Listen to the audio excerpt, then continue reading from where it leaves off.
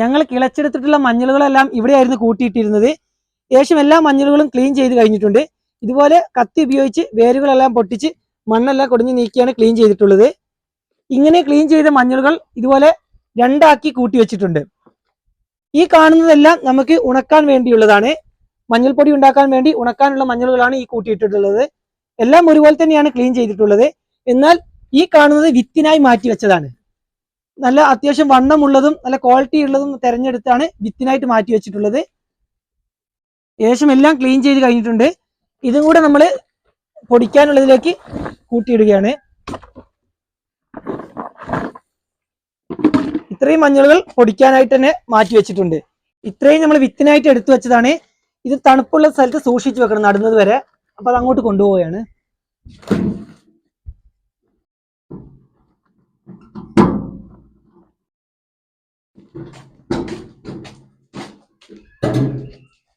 ഇവിടെയാണ് വിത്തുള്ളത് കൂട്ടി വെക്കുന്നത്.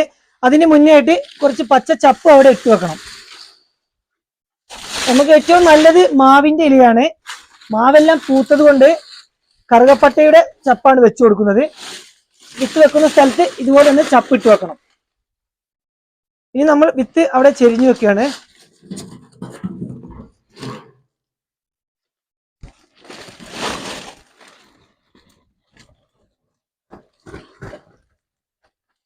വിഷുവിനൊക്കെ ശേഷം പുതുമഴ പെയ്യുമ്പോഴാണ് നമ്മൾ ഇതെല്ലാം നട്ടു കൊടുക്കുന്നത്.